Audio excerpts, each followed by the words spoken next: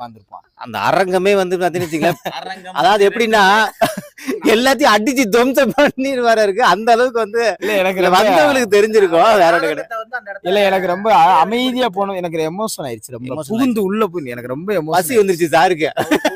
அந்த ஒரு ஆனா உண்மையிலுமே அந்த போராட்டத்துல ஹைப்பை ஃபர்ஸ்ட் ஏற்படுத்துன்னு சார். ஏன்னா மீது எல்லாருமே ராஜபூமி சார் அமைதியா பேசினாரு, நடராஜ் சார் அமைதியா பேசினாரு. சார் வந்து அது எழுச்சின்னு சொல்லுவாங்கல்ல சார். அது ஒரு பார்சல் அப்படியே ஒரு நீரோடை மாதிரி போயிட்டே இருந்துச்சு. ஆமா சார் வந்து அப்படியே தூக்கி விட்டாரு. அருவி மாதிரி அப்படியே அண்ணன் பயங்கரவாதியா மாறிட்டாங்க.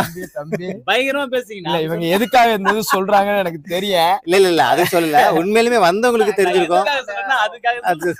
அந்த வீடியோ ஸ்டூடண்ட்ஸோட மனசுல இருந்த அந்த இத வந்து ஆமா கரெக்ட்டா இல்லங்க அதாவது எங்களை அறியாம நாங்களே கை தட்ட. ஆமா உண்மையாலுமே சாய்ஸ் அகாடமி வந்து பார்த்தா அப்படி பேசல. முத்துகணேஷ் ஒரு ஸ்டூடெண்டா கேண்டிடேட்டா பேசினார். கண்டிப்பா ஏன் தெரியுங்களா இவர் இவ்வளவு கோவப்பட்டாரு. இவரு எக்ஸாம் எழுதும் போது என்னடா நான் இத்தனை வருஷமா தமிழ் நடத்துறேன், இவ்வளவு கஷ்டப்பட எதிர்பார்த்ததே கிடையாது. நான் எடுத்து எப்ப போய் நடத்துவேன்.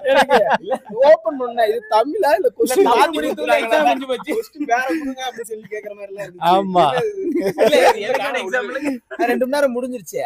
முடிஞ்சா அப்ப மேக்ஸ் எல்லாம் இருக்கு, அதெல்லாம் புள்ளி வச்சுட்டு போயிருக்கு. ஓ புள்ளி வச்சுட்டு போனாலே போதுமா அப்படின்ட்டு இது எடுத்து பிரித்து எழுதுங்க. ஏன்னா இது சேர்த்தே படிக்க மாட்டாங்க, பிரிச்சு எழுதுறது அப்படிங்கிற மாதிரி ஒரு கேள்விகள்லாம் இருந்துச்சு. சோ இனிமேல் வந்து அந்த மாதிரி கேள்விகள் வராதுன்ட்டு நம்பலாம். ஓகே என்னன்னா லாஸ்ட்ல இப்படி பேசுறோம் நீங்க நினைச்சுக்காதீங்க. ஏன் சொல்றேன் தெரியுமா? ஆமா ஏன்னா நாங்க ஒரு 90% வந்து சீரியஸா பேசிட்டோம், 10% ரியாலிட்டியா பேசணும் இல்லைங்களா? மீண்டுட்டோன்னு வேணும் வார்த்தையில வேணும் சொல்லுவோம். இன்னும் இருள் அடிச்ச மாதிரி தான் இருக்கு எங்களுக்கு. அப்படியே